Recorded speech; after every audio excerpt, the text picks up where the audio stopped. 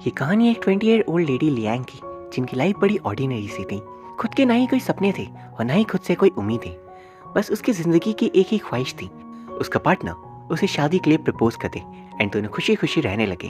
वो उसके लिए करीबन 10 साल से हर सुबह ब्रेकफास्ट बनाती, उसे सर्व करती, उसकी केयर करती एंड पूरे दिन उसके काम से लौटने तक उसका इंतजार करती। आज भी ऐसा ही एक दिन था, लेकिन आज के दिन में कुछ खास था।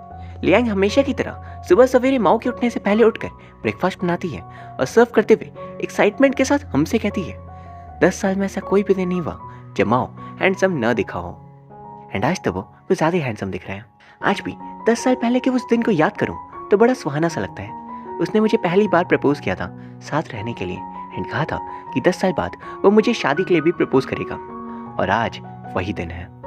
एंड अब आप समझ गए होंगे कि आज का दिन इतना स्पेशल क्यों है। ब्रेकफास्ट के दौरान वो बस माँ को घूरे जा रही थी, पर उसका रिएक्शन बड़ा नॉर्मल था। वो अचानक उसके ब्लेजर के साइड से डायमंड रिंग निकाल कर पूछती है, तो तुम मुझे ये कब देने वाले थे? मैं न जाने कब से इसका इंतजार करी थी, अब चलो प्रपोज कर भी दो। वो कहता है, एक्चुअली ये तुम्हारे लिए नहीं है, ये हमारे क्लाइंट मिस्टर गाओ की वाइफ के लिए है। मैं इसे बहुत दूर से लेकर आया था और उन्हें ये बहुत पसंद आएगा। चलो शाम को मिलेंगे, अपना ख्याल रखना। लियांग को मीठी सी चाकू मारकर वो वहाँ से चला जाता है अपने काम पर। लेकिन वही लियांग उदासी में टेलीविजन देखने लगती है, जहाँ पहले ही चैनल पर एक बंदा सेम चीज़ का सल्यूशन बता रहा था, या फिर यूँ कहूँ उसे बेच रहा था। वो कहता है, क्या आप भी परेशान है?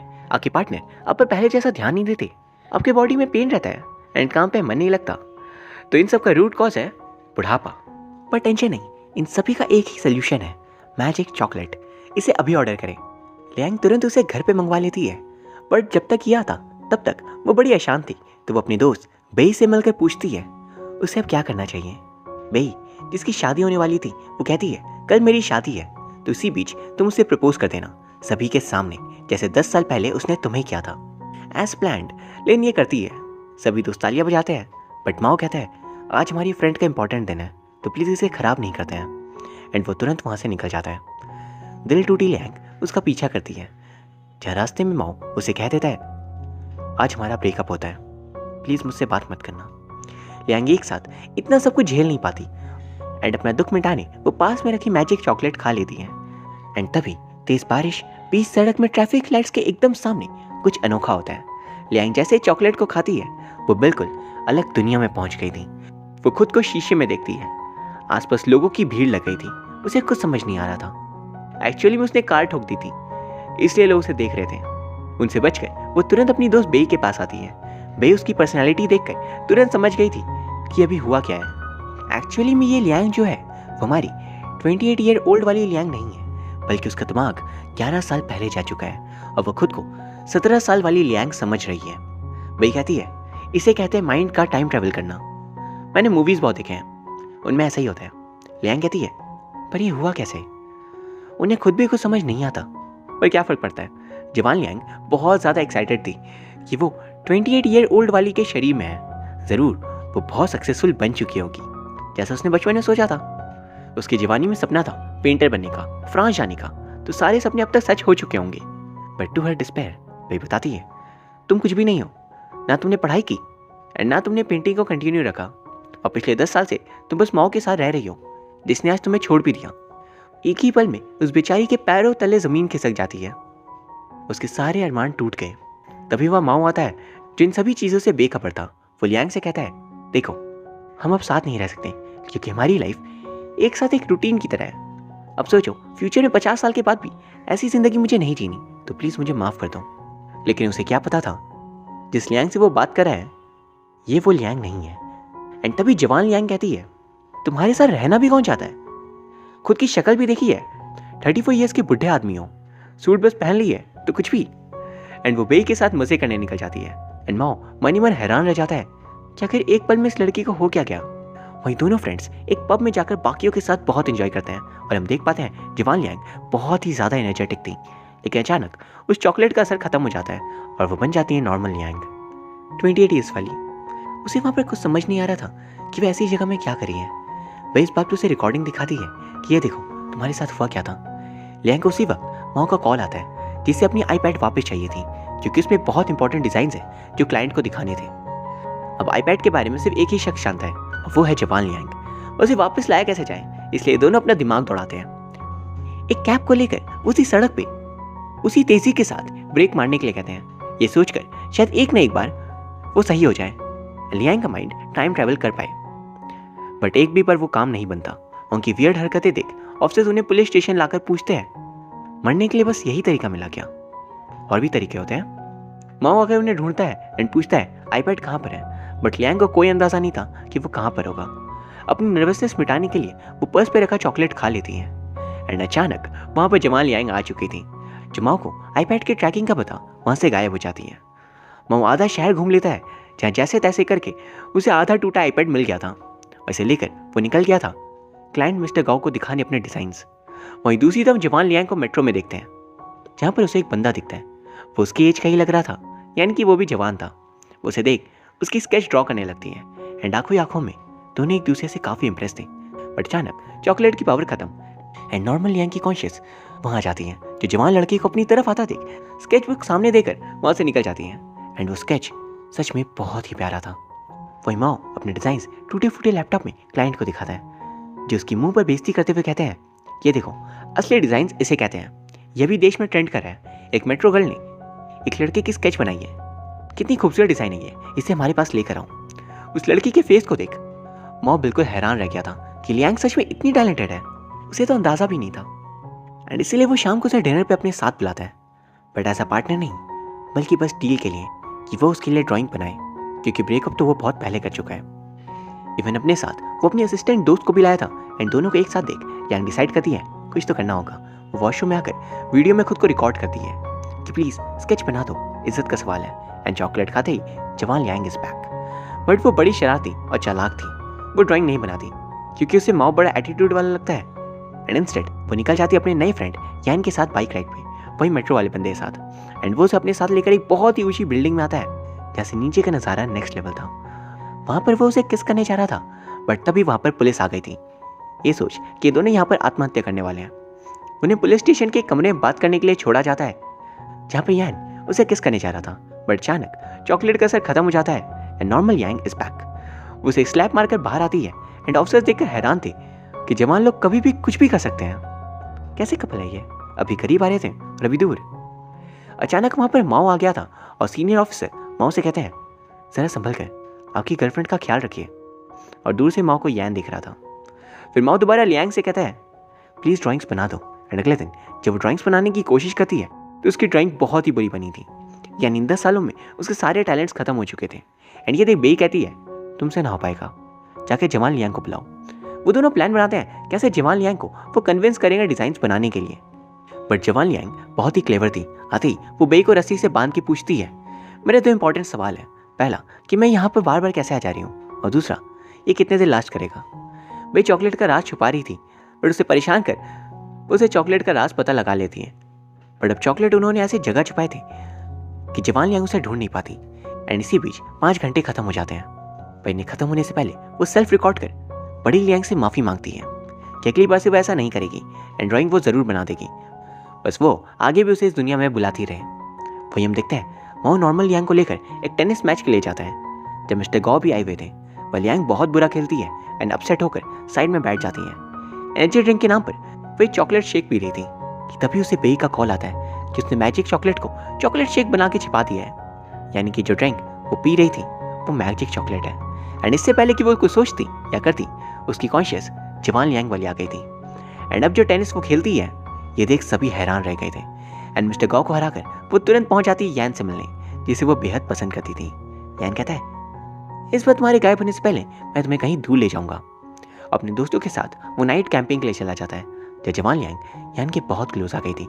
एंड दोनों के इंटीमेसी के जस्ट पहले लियांग रियलाइज करती है कि मैजिक चॉकलेट का टाइम खत्म होने वाला है, इसलिए वो बाहर जाकर सिर्फ रिकॉर्ड करती है, प्लीज़ बड़ी लियांग मैं तुम्हारी सारी बात मानूंगी, बस मेरे लिए एक बार यान को किस कर देना। बड़ी लियांग फिर कैंप पे आती है, वो यान से पूछती है, लड़की घुमाने के अलावा और कुछ करते भी हो। यान कहता है, मेरे बहुत से सपने हैं। लियांग पूछती है, मैं इन सपनों में कहाँ हूँ? वो कहता है, सेंटर में, और मैं तुम्हें अभी प्रपोज कर दूंगा, क्या तुम हमेशा मेरे साथ रहोगी? यान की बातें सुन और उस स्टार से भरी जगह को देख यान को याद आता है उसका बचपन, जब वह ऐसे ही थी, उसे एक ऐसा ही पार्टनर चाहिए था जो उसकी केयर करे और उसे प्यार करे। बट माओ कहीं से भी ऐसा नहीं है। लेकिन यान ऐसा है, बट कम एज होने के कारण वो साथ नहीं रह सकते। पर क्योंकि जवान लियांग ने रिक्वेस्ट किया था तो वो उसे एक बार किस कर लेती है। एंड एज प्रॉमिस्ड जवान लियांग को अगले 15 दिन में सारे ड्राइंग्स बनाकर काम पूरा करना था। यानी अगले 15 डेज मैक्सिमम टाइम वो 17 ईयर ओल्ड बनकर ही रहेगी। एंड इस दौरान वो यांग के साथ मजे कर सकती है, बट सोना अलाउड नहीं है। साथ ही उसे माओ के डाउट से भी बचना है कि वो कोई और शख्स तो नहीं है, जिसके लिए वो माओ को भी अपने साथ अतरंगी चीजें करने ले जाती है। जहाँ पर माओ और वो हॉन्टेड हाउस गए थे। वो माओ की तो बिल्कुल हालत खराब हो गई थी, बट वो मजे में होती है।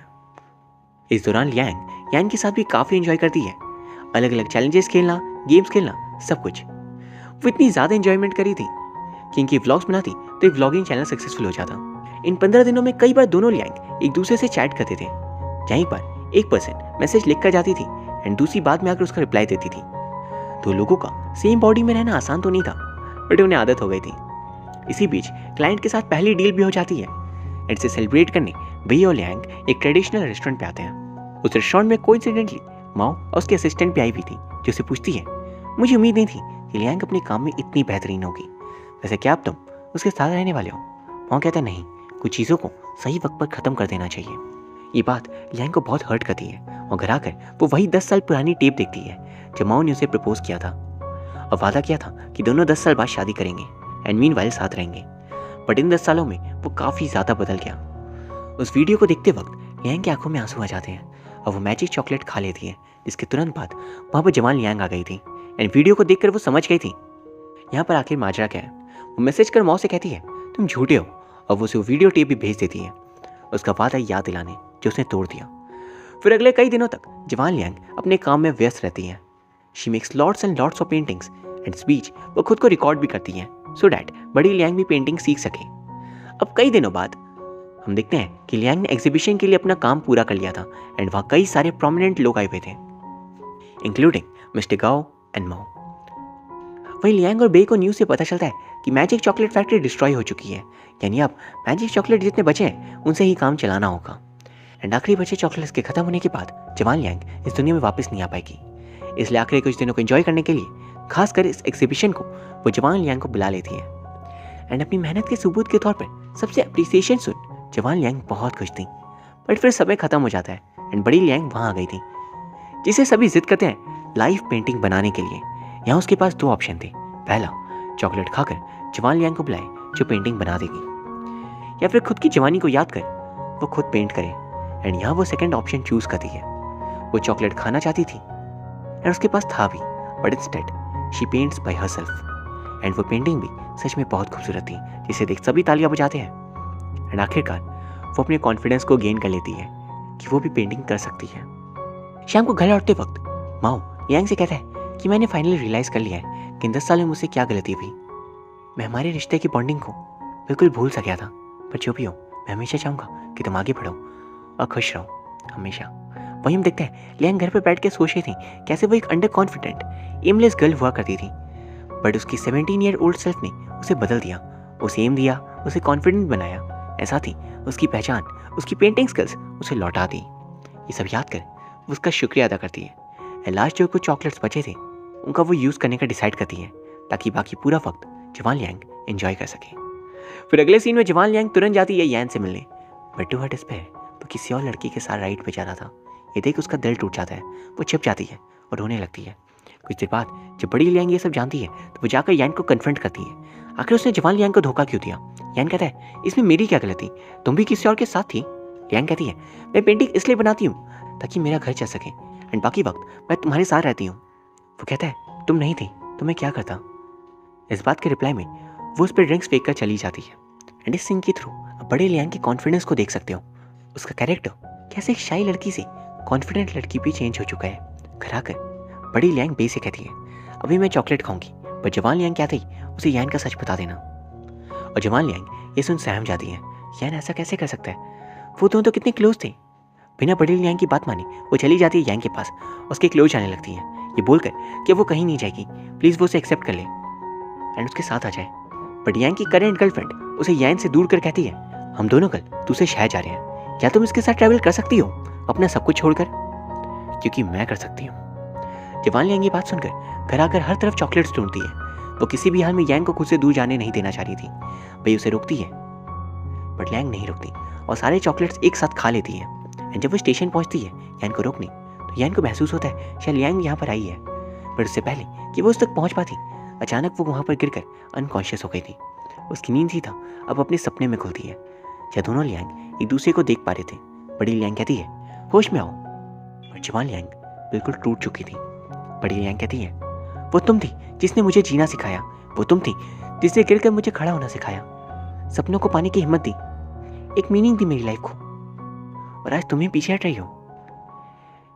यहाँ उनके कॉन्शियस में वो बात करे थे, और वहीं लियांग का ऑपरेशन चल रहा था क्योंकि वो ट्रॉमा की वजह से बेहोश हो गई थी। वहीं कॉन्शियस में जवान लियांग की इसी तरह हिम्मत कर बड़ी लियांग के करीब आती है, बट एक इनविजिबल वॉल उन दोनों को सेपरेट कर देती है।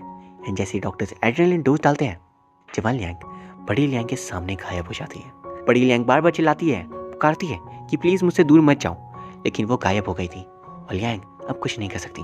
जाने से पहले जवान लियांग बोल कर जाती है ये तुम्हारी प्योरिटी है, जिस वजह से मैं यहाँ थी। मैं यहाँ बिलोंग नहीं करती, ये तुम्हारी दुनिया है, बट मैं तभी यहाँ एंजॉय कर पाई, सब कुछ तुम्हारी वजह से। एंड ये एक्सपीरियंस वर्थ इट था। इसके बाद लियांग को होश आ जाता है और अब हमें कुछ वक्त बाद का सीन दिखाया जाता है। यान लियांग को अपनी ज़िंदगी में सफल देख बहुत खुश था, और वो खुद भी। वहीं बे और उसके हस्बैंड के 2 प्यारे बच्चे थे। एंड लियांग भी अपनी लाइफ में प्रोफेशनली बहुत आगे बढ़ चुकी थी। एंड तभी एक दिन पूरे रास्ते बोर्ड लेकर भागता हुआ माओ आता है और उसे प्रपोज करता है। पूरी मीडिया से कवर करती है एंड मोस्ट लाइकली लियांग उसे एक्सेप्ट भी कर लेती है। आखिरी नोट में हमें जवान लियांग के कुछ शब्द सुनाए जाते हैं, डियर बिग लियांग, ये तुम्हारी ज़िंदगी जीने के लिए, एंड मैं कौन सा बहुत दूर हूँ, कभी भी ज़रूरत महसूस हो तो अपने दिल से आ रही उस छोटी सी आवाज़ को सुनना, मैं मिल जाऊंगी। इसी के साथ हमारी प्यारी सी कहानी खत्म हो जाती है। इस फिल्म की सबसे बेस्ट पार्ट थी 17 ईयर ओल्ड लियांग का कैरेक्टर और उसकी बॉन्डिंग अपने बड़े सेल्फ के साथ, जिसे देखकर कहीं ना कहीं हम भी सोचने लगते हैं अगर ये सेम चीज़ हमारे साथ होती तो क्या होता। साथ ही हमें एक बहुत इंपॉर्टेंट मैसेज देकर जाती है कि ज़िंदगी में एम होना कितना ज़रूरी है, एक सपना होना जिसके लिए आप कुछ भी करने को तैयार हो। सो गाइस, अगर आपको ये कहानी पसंद आई देन प्लीज़ चैनल को सब्सक्राइब कर लीजिए एंड वीडियो को लाइक भी।